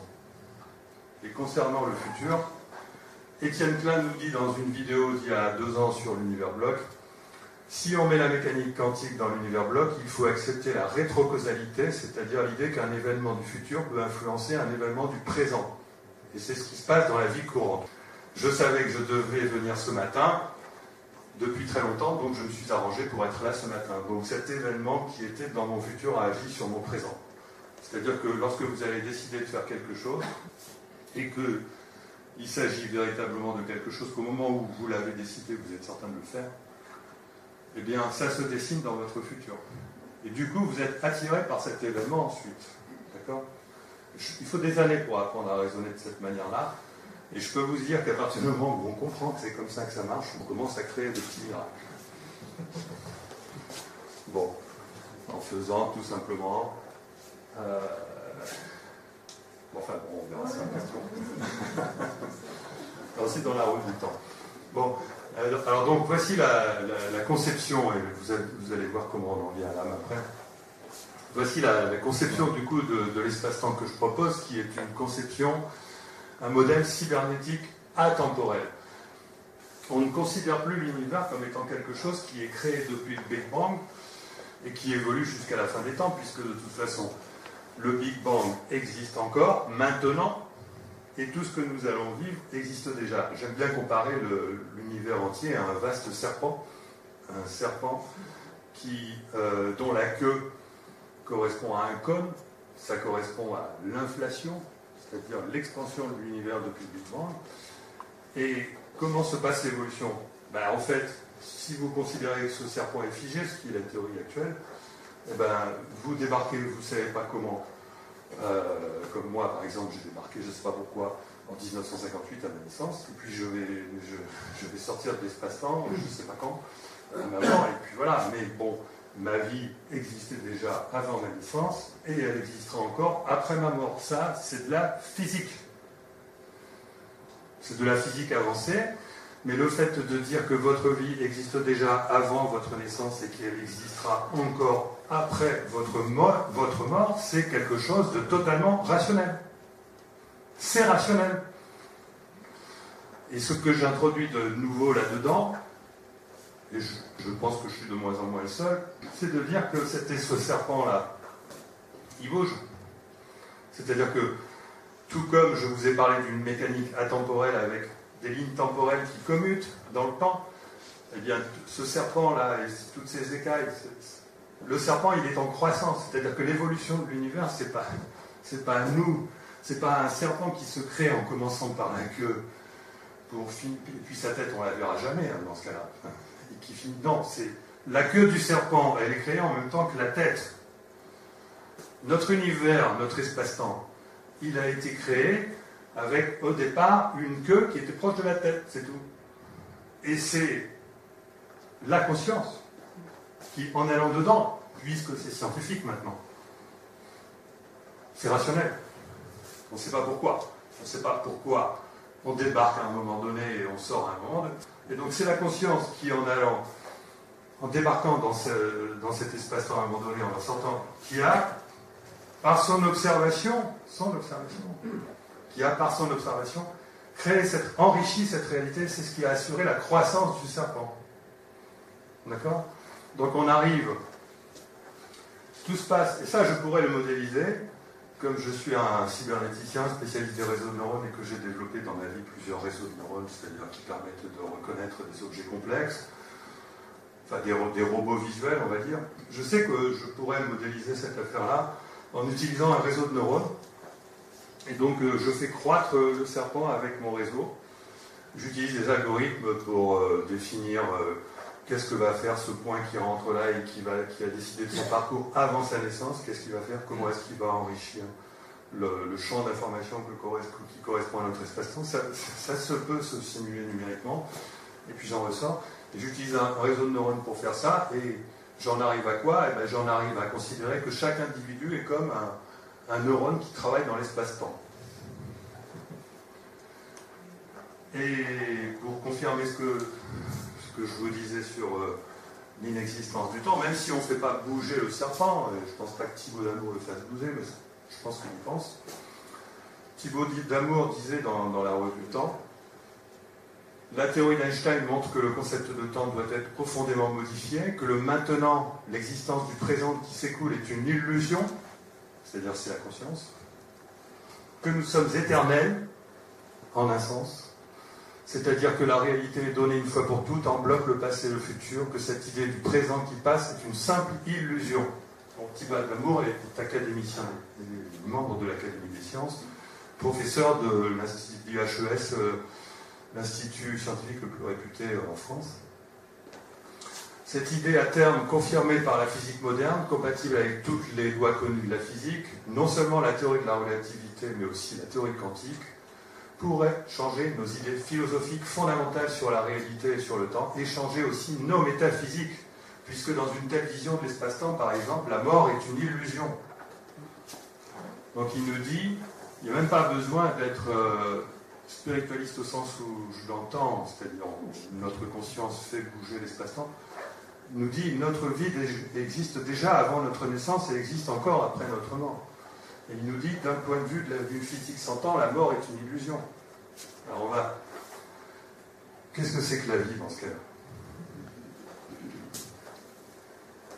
Alors, qu'est-ce que c'est que la vie? Et là, on en vient à quelque chose de fondamental, après on va arriver à l'âme. C'est la question dans laquelle mon laboratoire, dans les années 80, le laboratoire que j'ai intégré, on était dans les premiers laboratoires à travailler sur cette question. Comment est-ce que la vie peut-elle émerger de simplement la physique des systèmes complexes, hein? On travaillait sur des cellules. Vous savez que lorsque vous faites chauffer un bassin d'huile en convection, il se forme naturellement un réseau de cellules et ça vous donne l'impression que la vie pourrait émerger naturellement. Bon, en fait, ce soufflet de l'idée de l'émergence spontanée de la complexité est retombé. Hein, et parce qu'on s'est aperçu que ce n'est pas aussi simple que ça. Mais entre-temps, il y a eu quand même des progrès très intéressants. Donc c'est la théorie des structures dissipatives du prix Nobel Prigogine qui a été considérée comme le chemin qu'il fallait employer par les physiciens pour comprendre le vivant. Donc ça, c'est retombé. Par contre, et de toute façon, il manquait une loi qu'on appelle aujourd'hui le maximum entropie production, c'est-à-dire la loi de la production maximale d'entropie, c'est-à-dire que ça ne suffisait pas de comprendre que pour les systèmes vivants existent, il fallait qu'il y ait un apport d'énergie constant, mais encore fallait-il démontrer que les systèmes vivants doivent avoir comme propriété de dissiper le plus rapidement possible leur énergie accumulée de manière à maintenir le niveau d'entropie le plus bas. Il fallait déjà montrer que c'était vrai. Il a été démontré que c'était vrai. Il a été démontré que c'était vrai par l'auteur même du principe de production maximale de l'entropie. Et ensuite, avant qu'il fasse une certaine publication, ça a été considéré, parce que ça c'est quelque chose qui malheureusement, vous savez, la science est tellement cloisonnée, vous avez les physiciens d'un côté, les biologistes de l'autre, etc. Cette loi a été montrée comme étant vraiment démontrée, mais à travers de faits, à travers d'observations. On a remarqué qu'effectivement, les êtres vivants, et aujourd'hui c'est toujours accepté, hein, c'est-à-dire que c'est toujours accepté que les êtres vivants ont la capacité de se débarrasser de leur énergie. Ils ont la capacité de maintenir une entropie de la manière la plus optimale qui soit. Et ce principe-là a été considéré par les biologistes, les neuroscientifiques, par un tas de gens qui s'intéressent à l'émergence de la vie, comme étant un principe physique. Et ça n'a rien à voir avec un principe physique. Et l'auteur même de la publication de ce principe-là a fait une publication où il a dénoncé la confusion entre principe physique et un algorithme. C'est-à-dire qu'on a compris que le vivant utilisait un algorithme qui lui permettait de minimiser son entropie. Et c'est ça qu'on n'a pas compris. On n'a pas compris comment il faisait. Et l'auteur même de ce principe a fait une longue publication pour dénoncer le fait que son principe requiert des hypothèses extra-physiques. Mais aujourd'hui, on sait que la nature utilise un algorithme. On sait. Mais on ne sait pas l'expliquer, cet algorithme. D'accord? On ne sait pas expliquer comment fait la nature. Et dans ce cas-là, il y a deux possibilités pour cet algorithme. Soit on considère que... Alors, parce qu'il manque des informations, parce qu'un algorithme, pour fonctionner, il a besoin d'informations. Et si on utilise les informations, comme ce que je vous ai dit tout à l'heure, la mécanique a besoin d'informations. Si on utilise les informations dont on dispose, on les perd. Et les molécules, les cellules, etc., ne savent pas où aller. Donc il faut introduire des informations. Ces informations viennent nécessairement de nulle part. Alors, il vaut mieux dire du vide, puisqu'on sait que le vide interagit avec la réalité. Dans ce cas-là, il y a deux cas. Il y a deux cas. La théorie des cordes, n'en parlons pas, elle est disqualifiée dans ce truc-là. Il y a peut-être la théorie de la gravité quantique à boucle, qui permet de faire entrer du hasard dans l'espace-temps. Dans ce cas-là, on retombe sur le darwinisme. Le problème, c'est que si on fait rentrer du hasard, on obtient le résultat inverse. C'est-à-dire que l'entropie, elle augmente au lieu de diminuer. Donc c'est vraiment pas possible. Et Darwin a dégagé. Il faut absolument que l'information du vide permette d'introduire réellement de la cohérence qui réduit l'entropie. Voilà. Et ça, on ne sait pas l'expliquer, mais c'est un résultat qui est imparable. On est obligé de regarder les choses en face. Aucun physicien ne peut nier ce que je dis. Il y a une question qui se pose, qui est de savoir quelle est la nature du système ou du principe qui introduit cette cohérence à partir d'informations qui viennent nécessairement du vide. Le vide, je vous ai dit, c'est des informations qui viennent soit du futur, soit de l'extérieur de l'espace-temps, mais on ne sait pas ce que c'est, soit de l'infiniment petit, mais il n'y a plus rien dans l'infiniment petit. Bon. Et on en vient à ce que peut nous apprendre la physique sur l'âme. On peut, alors, il est publiquement inenvisageable qu'un physicien fasse une déclaration on a tout pour démontrer aujourd'hui l'existence de l'âme. La science s'étant construite par opposition à la religion et les implants psychiques faisant leur boulot, c'est pas envisageable, d'accord? On peut pas. Et pourtant, si on pose la question, est-ce qu'il existe pour chaque corps un système non mécanique et non matériel qui soit capable de minimiser l'entropie et de survivre après la mort? Une question qui contient 4 énoncés considérés comme irrationnels. Il est irrationnel de penser qu'un système puisse fonctionner de façon non mécanique, qu'un système soit non matériel. Il est irrationnel de penser qu'un système puisse minimiser l'entropie, ça contredit le second principe, et il est irrationnel de penser à survivre après la mort. Donc je pose la question, existe-t-il pour chaque corps un système non mécanique et non matériel qui soit capable de minimiser l'entropie et de survivre après la mort? La réponse que donne la physique, c'est oui, parce qu'elle répond oui à ces 4. Le maintien de l'entropie du vivant, oui, on a découvert qu'il existe un principe de maintien de l'entropie du vivant qui reste inexpliqué à ce jour. Est-ce que le vivant peut être non exclusivement mécanique? Oui, obligatoirement, à cause de l'indéterminisme macroscopique. Parce que tous les systèmes dans lesquels il y a des interactions multiples, quand je dis multiples, c'est pas seulement une dizaine, c'est des centaines, etc., sont obligatoirement des systèmes qui ont besoin d'informations. Et ces informations, même si elles viennent de ce qu'on appelle la décohérence, je n'ai pas voulu, s'il y a des physiciens qui sont dans la salle ou qui m'écoutent après, vont me dire « et la décohérence, vous oubliez la décohérence ». Mais non, je n'oublie pas la décohérence. La décohérence, c'est ce qui permet de compenser l'absence d'information, ce qui rend les choses quantiques, par l'environnement, c'est-à-dire que c'est l'environnement qui apporte les informations. Et moi, je ne suis pas un adepte de ceux qui pensent que la conscience réduit les états quantiques. Les états quantiques sont réduits par le mécanisme de décohérence à tous les coups. Et la conscience, simplement, intervient pour faire la mesure à l'aide du matériel d'instrumentation qui, lui, va réduire les états quantiques. Mais c'est parce qu'il y a quand même un observateur au bout qu'il y a finalement une réduction d'état. S'il n'y avait pas la conscience, on ne sait pas ce qui se passe. C'est l'environnement qui réagit avec la conscience. Si on ne met pas d'environnement, tout devient quantique. C'est l'environnement qui nous remplace pour ce qui concerne... Là je rentre dans quelque chose de difficilement difficile. Bon, alors donc oui, ce que je disais, c'est qu'on va m'opposer la décohérence. Et bien on ne peut pas m'opposer la décohérence parce que la décohérence elle-même fait des choix qui ne sont pas expliqués. C'est-à-dire que la décohérence a le même problème que la conscience pour déterminer quelle est l'information qui entre dans l'espace-temps et qui permet que nous ayons une réalité unique et pour que nous soyons dans un seul univers de l'ensemble du multivers. Donc il y a toujours cette information qui n'est pas expliquée. Une extension immatérielle du corps, mais oui, parce que ce vide qui contient toutes ces informations qui contribuent à réduire l'entropie du vivant, il est par définition immatériel. D'accord ? Et survie après la mort, c'est peut-être le plus important, oui, parce qu'on sait que dans ce vide-là, l'ontologie est de nature quantique. C'est-à-dire que la réalité des objets qui se trouvent dans le vide, c'est des objets quantiques.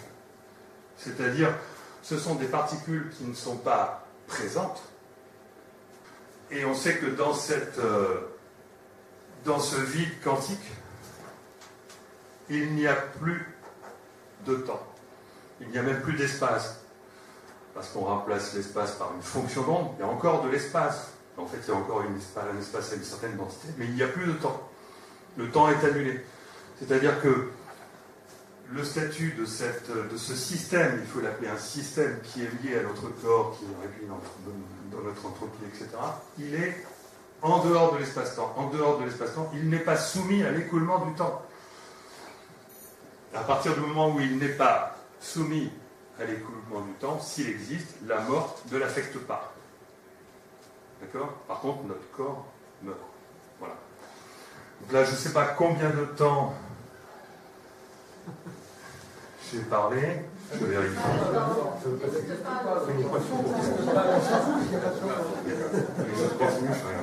Non, parce que Sarah Mito m'a dit qu'il fallait respecter. Vous voulez que je continue ? Bon. Vous me direz quand j'ai trop parlé. Donc l'existence de l'âme, c'est quelque chose de rationnel. Il est même irrationnel, au vu de ce que je viens de vous dire, de ne pas croire à l'existence de l'âme et de croire après la mort, il n'y a rien. Ça devient irrationnel. D'accord ? Bon. Alors maintenant, il faut arriver à trouver un statut à cet au-delà, à cette réalité après la mort, etc. Et donc, dans mon livre « La physique de la conscience », j'ai proposé donc un modèle. Et dans ce modèle, je fais appel à différents niveaux de densité. Pourquoi ? Parce que s'il y a une chose qui est certaine en physique, ce que la physique nous a démontré, c'est que nous vivons dans une réalité dont la densité d'information est limitée. La densité d'information physique, réelle, qu'on peut toucher, qu'on peut mesurer, qu'on peut voir, elle est limitée par ce qu'on appelle le principe d'incertitude d'Heisenberg, qui fait que la position et la vitesse d'une particule ne peuvent pas être intégralement fixées. Et ça revient à dire que la densité de l'information, c'est-à-dire que ça revient à dire que l'univers n'a pas assez de mémoire pour qu'on soit plus précis. Bon, ça c'est le physique. Mais il existe un autre niveau de densité qui est la densité quantique. La densité quantique, ça revient à dire qu'il existe des objets qui sont partout à la fois, ou qui ont de multiples trajectoires simultanées. On exploite ça dans les ordinateurs quantiques. D'accord ? Ça veut dire qu'il existe des objets qui ils sont partout à la fois, ou ils vont partout à la fois. Vous arrivez à vous imaginer ça ? Vous voulez que je vous aide à vous l'imaginer ? Alors, on peut arriver à se l'imaginer à condition de dire, bon ben là, il n'y a pas d'information, on va se mettre plus haut. Et le temps, je vous ai dit, c'était de l'espace. Si le temps est de l'espace, ça veut dire qu'on peut concevoir l'espace-temps comme quelque chose par rapport auquel on peut se positionner en altitude.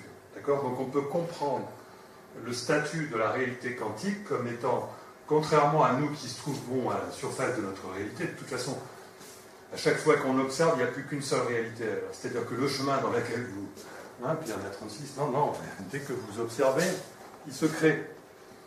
Donc ça ne pose pas de problème. Mais celui qui est au-dessus, là, cette partie de vous-même qui est en dehors de cette réalité, elle voit bien. Ce qu'elle voit concernant vos multiples possibilités, elle le voit comme étant déterminé. Ça lui pose donc pas de problème. D'accord ? Donc ça veut dire que les deux statuts auxquels fait référence la physique quantique, ce sont des statuts qui se trouvent à des échelles différentes. C'est-à-dire que il existerait une partie de nous-mêmes qui, en tant qu'observateur, nous permet de définir ce qui nous arrive, mais il existerait également une autre partie de nous-mêmes qui permettrait de définir ce qui va nous arriver. Mais elle aurait exactement le même statut que nous, sauf qu'elle n'aurait pas suffisamment de résolution pour déterminer ce qui va nous arriver assez précisément, et c'est ça qui fait que nous conservons un libre arbitre pour changer les détails de ce qui va nous arriver. Mais tant que nous n'avons la prétention que de changer les détails de ce qui va nous arriver, nous restons des robots. Et si nous ne voulons pas être des robots, il faut se connecter avec la partie de nous-mêmes qui, elle, travaille sur un niveau supérieur. Bon, là je vais peut-être un peu vite, mais on peut arriver à comprendre, donc c'est ce que j'expliquais dans le schéma du haut, on peut arriver à considérer que un point de vue d'une partie de nous-mêmes qui fait partie de notre subconscient et qui dessine et qui trace ce que nous allons vivre, parce qu'il faut bien l'inventer, puisqu'il y a une partie de nous-mêmes qui crée notre réalité future. J'ai oublié de faire le lien. Il y a une partie de nous-mêmes qui crée notre réalité future. Eh bien, cette partie de nous-mêmes, c'est quelque chose qui se trouve à un niveau de densité différent, et on peut ainsi considérer que notre réalité pourrait très bien être imbriquée dans une réalité de moindre densité, avec une partie de nous-mêmes qui s'y trouve, elle-même imbriquée dans une autre réalité de moindre densité, etc. Et à chaque fois qu'on... Et ça, c'est quelque chose qu'on trouve automatiquement dans les trous noirs. Les trous noirs ou les trous de verre sont des objets physiques qui ont la propriété de compresser l'espace tout en dilatant le temps. D'accord ? Et en fait, il pourrait fort bien... Là, je suis dans la spéculation, hein, là, je suis dans... C'est de la métaphysique, c'est pas de l'ésotérisme, parce que c'est quand même relié à... C'est quand même une hypothèse. C'est quand même une hypothèse métaphysique qui est reliée à notre savoir en physique. Hein. Donc, il se pourrait que notre réalité soit imbriquée à l'intérieur d'une surréalité de moindre densité, elle-même imbriquée dans une autre réalité de moindre densité, et à chaque fois, on aurait un changement de temporalité, c'est-à-dire à chaque fois, on aurait un changement de densité, c'est-à-dire que de densité temporelle, c'est-à-dire que la partie de moi-même qui se trouve dans cette densité qui gère mon avenir, elle vivrait beaucoup plus longtemps que moi. Mais pour elle, une soirée correspondrait à ma vie. C'est-à-dire, ce qui va déterminer toute ma vie va peut-être correspondre à une décision qu'elle aura prise pendant une soirée. D'accord ? Et donc, voilà comment je décris les différents niveaux de densité de l'espace-temps, c'est en faisant appel à une structure fractale. Donc si j'en suis arrivé à cette idée-là, c'est parce que j'ai compris que la mémoire ne pouvait pas être dans le cerveau, parce qu'en tant que cybernéticien qui ai réalisé des cerveaux, je n'ai jamais réussi à reconstruire la mémoire à partir des informations qui étaient mémorisées dans un réseau de neurones. J'étais toujours obligé de faire appel à une image qui était stockée sur le disque. Maintenant, j'ai fini par comprendre 10 ans après que, bien évidemment, la mémoire ne peut pas être stockée dans les réseaux de neurones parce qu'elle est stockée dans le vide. Elle est stockée, alors ça peut être dans l'eau, ça peut être dans les états de cohérence de l'eau, ça peut être dans n'importe quoi, mais la mémoire, elle ne peut pas être dans le cerveau. En tant que technicien des réseaux de neurones, je vous affirme que la mémoire ne peut pas être que logée. Sur Wikipédia, on trouve ça, mais c'est des conneries. La mémoire ne peut pas être logée dans les connexions entre les synapses et les neurones. C'est pas possible. Et donc, ça m'a posé la question de savoir, mais comment est-ce qu'on fait pour héberger le multivers dans le vide, en plus, parce que là, je suis désolé, je suis allé un peu vite. Je ne suis pas sûr que j'allais parler de ça, je ne vais pas trop travailler. La raison pour laquelle je fais appel à une structure fractale pour organiser l'espace-temps en couches de densité différentes, c'est que si on veut héberger le multivers dans le vide, le multivers n'a que 10 puissance 120 fois plus d'informations que notre univers. C'est pas assez, parce que si on veut donner à notre vie tous les choix possibles, et on sait que c'est possible parce qu'il suffirait de remplacer nos choix par des générateurs quantiques de nombres aléatoires, il suffit de faire 500 choix et on sature l'univers. Bon. Donc, on ne peut pas héberger le multivers dans le vide. Il faut utiliser une autre méthode. Et il y a une autre méthode qui s'impose, c'est de faire appel à une structure fractale. C'est-à-dire que ce n'est pas la peine de mémoriser toutes les possibilités. Il suffit de mémoriser que les possibilités de la partie de nous-mêmes qui est au-dessus, qui elle-même... Vous voyez, lorsque vous utilisez une structure fractale, vous économisez considérablement la mémoire et vous arrivez à ce moment-là à héberger le multivers dans le vide. Bon, je reconnais que je vais un peu vite, là. Donc, on est dans la métaphysique, on est passé dans la métaphysique, et donc j'ai identifié la conscience comme étant fonctionnellement, je n'ai pas dit que j'ai expliqué la conscience, comme étant fonctionnellement identique à la structure de l'espace. Vous avez ces vibrations de l'espace sans lesquelles notre futur ne pourrait pas changer. Ce sont les vibrations du vide, ce sont les vibrations de l'espace qui donnent à l'espace-temps sa flexibilité qui fait qu'on peut le modeler. Et donc, comme c'est notre conscience qui est en corrélation avec ce modelage, c'est notre conscience qui est en corrélation avec nos intentions et donc avec les changements que va subir notre ligne temporelle, j'identifie la conscience à cette structure vibratoire. Alors cette structure vibratoire, elle a 3 dimensions. Et on peut, au lieu de considérer mathématiquement ces 3 dimensions, on peut leur donner une définition qualitative. On peut considérer d'une part l'information spatiale qui va correspondre, qui va être un petit peu calquée sur notre réseau de neurones, c'est-à-dire toutes les interactions qui vont se trouver à l'intérieur de notre cerveau ont une nature spatiale et un déroulement temporel. On peut imaginer des petits zigzags, etc. Donc ça, ce sont des informations spatiales avec un déroulement temporel. Mais on peut aussi en décrire la structure vibratoire, c'est-à-dire qu'en fait, ces informations, elles ont comme support des ondes sinusoïdales, des vibrations même extrêmement complexes, comme en musique. Hein. Tout le monde a vu un MP3 c'est très complexe. Donc ça, c'est encore une autre nature. Et on peut considérer là-dedans ce qui est de plus forte amplitude. Et on peut dire peut-être ce qui est de plus forte amplitude, c'est ce qui va déterminer finalement le contenu de ce qu'on va penser ou de ce qu'on va ressentir. La question étant de savoir, est-ce que c'est cette vague de forte amplitude qui va avoir une influence sur le bas ou l'inverse? Donc ça, c'est autre chose. C'est-à-dire, est-ce que donc je relie les informations purement vibratoires à ce qu'on appelle l'émotionnel, je relie les informations purement spatiales à ce qu'on appelle le mental, et il reste à définir un pôle énergétique qui correspond aux vagues de plus forte amplitude de cette entité, puisque c'est une entité fondamentalement ondulatoire, une espèce de complexe, une vague avec des mini-vagues, etc. Et donc je définis fonctionnellement, j'ai bien dit fonctionnellement, c'est-à-dire techniquement.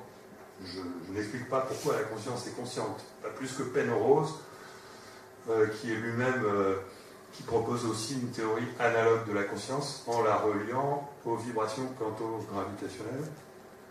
Et donc là, je rentre dans la métaphysique et même dans l'ésotérisme, en disant que j'associe à plus haut niveau la nécessité d'un pôle mental à la nécessité de la connaissance, à plus haut niveau la nécessité d'un pôle émotionnel à la nécessité de l'amour, tout l'équilibre de l'univers étant déterminé par le lien entre la connaissance et l'amour. En fait, l'amour et l'esprit qui correspond à ce qu'on choisit, qui va réellement déterminer où se trouve la vague, où se trouve qu'est-ce qui va être vécu derrière ces potentialités.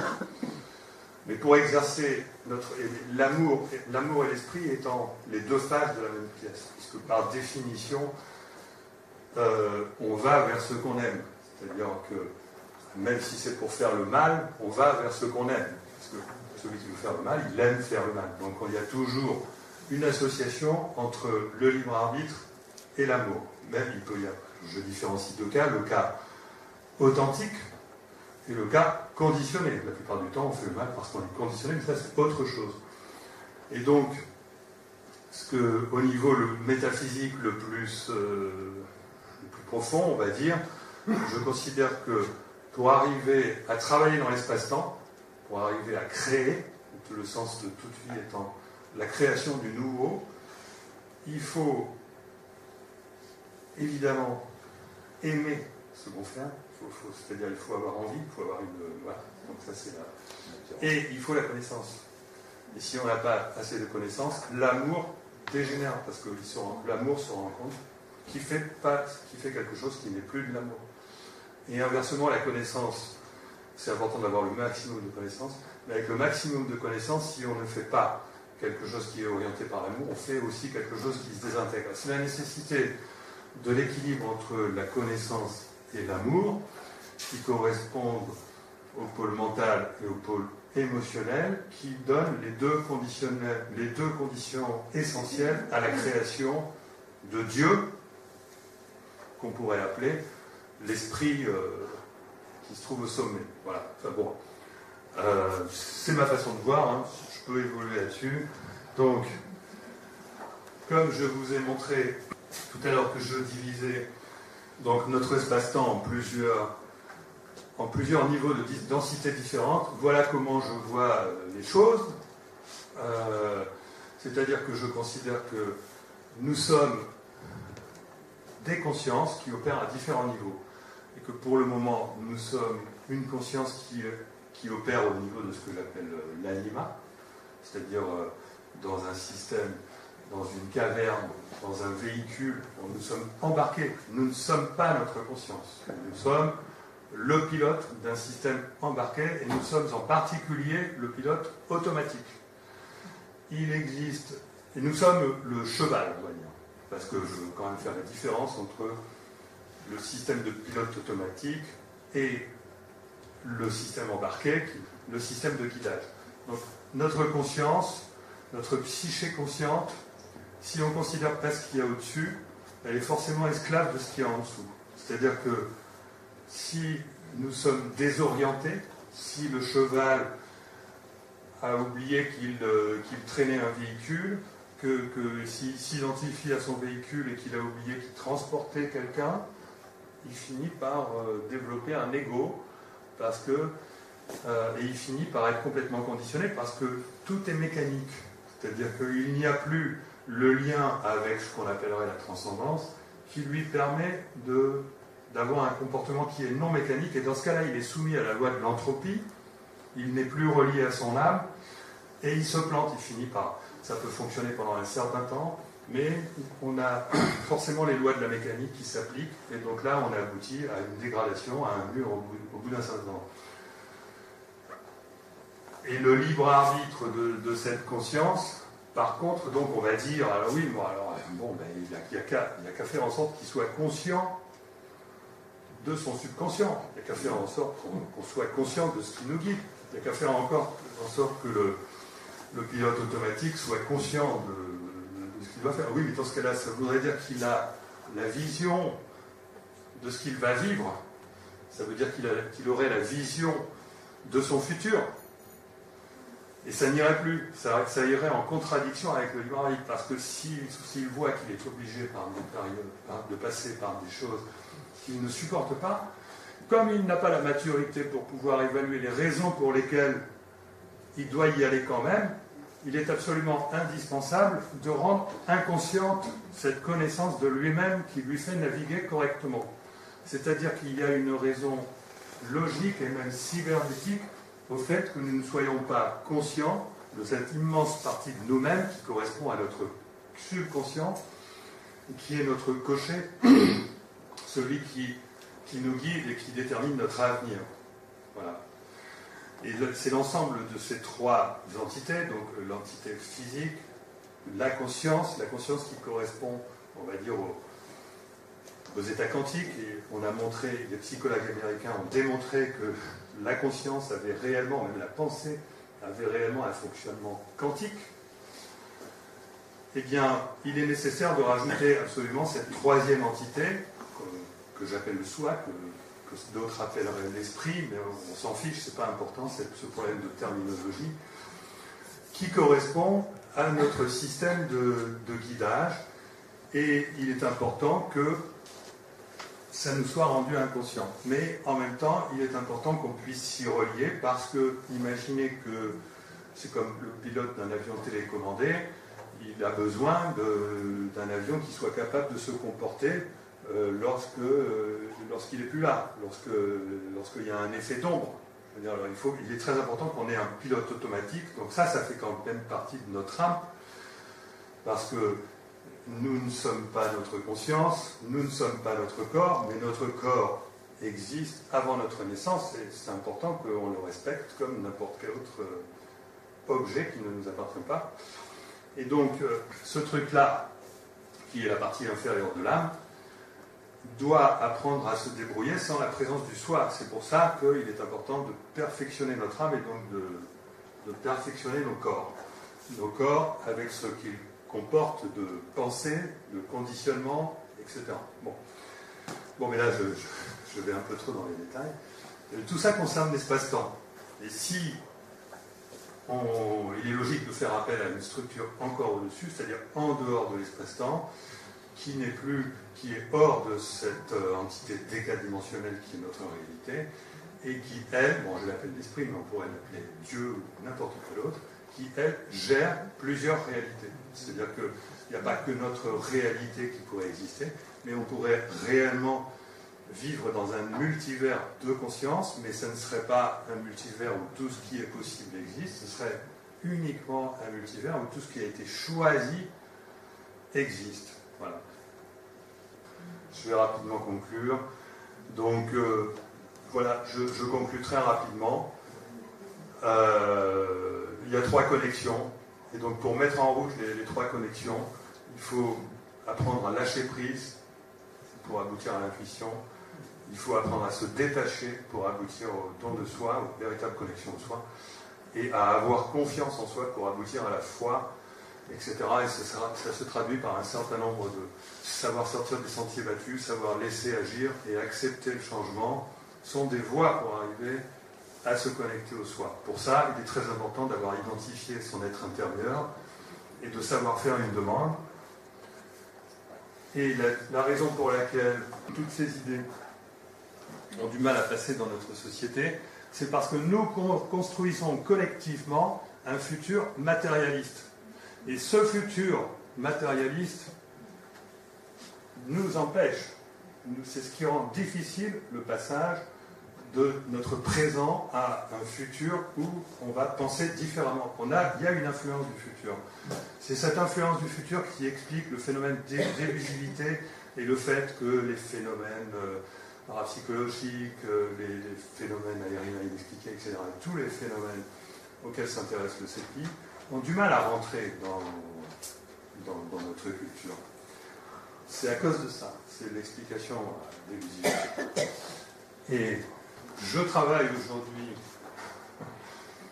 à la mise en évidence de l'influence du futur sur le présent, avec une activité affichée dans mon laboratoire et comme activité de recherche que j'ai présentée à mes collègues de travail, et avec une activité de collaboration avec des industriels, dont des industriels niçois, parmi lesquels Félix, ici présent, qui dirige une start-up avec lesquels nous faisons un travail sur les web robots pour essayer d'introduire dans les robots du web ce qu'on appelle de la sérendipité, qui est le mot politiquement correct pour la synchronicité. Et donc, et ce projet est connexe à un autre projet avec lequel je travaille avec Olivier Ricard, qui se trouve à Aix, qui travaille sur le Big Data. Et nous avons aujourd'hui un contrat pour faire des expériences dans ce domaine-là, c'est-à-dire c'est l'affichage publicitaire, pour mettre en évidence une influence du futur sur le présent. Et ceci se fait dans le cadre d'un contrat avec le CNRS. Et c'est devenu mon activité principale que de développer des algorithmes informatiques pour mettre en évidence l'influence du futur sur le présent. Quelque chose que j'ai déjà mis en évidence dans des travaux personnels que j'ai faits et qui montrent que très probablement on est sur la bonne voie. Et pour conclure, je dirais que où en sommes-nous en tant qu'espèce humaine? Eh bien, en tant qu'espèce humaine, je pense que nous sommes au stade d'un bébé qui commence petit à petit à comprendre qu'il est enfermé dans un parc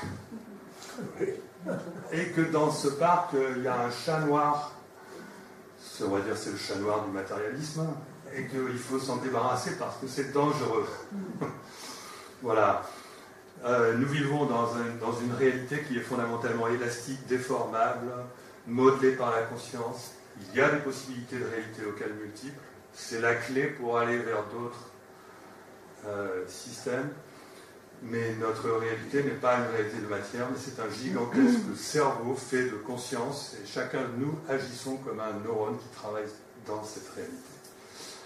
Et la conscience doit être considérée comme le pilote d'un système de navigation dans l'espace-temps, dans le vide quantique, qui dispose d'un GPS et d'une télécommande. Le GPS, c'est le récepteur. L'émetteur, c'est la télécommande, c'est-à-dire le soi et le moi. Il faut apprendre à l'utiliser. Et apprendre à l'utiliser, ça revient à découvrir son âme, c'est-à-dire se découvrir soi-même.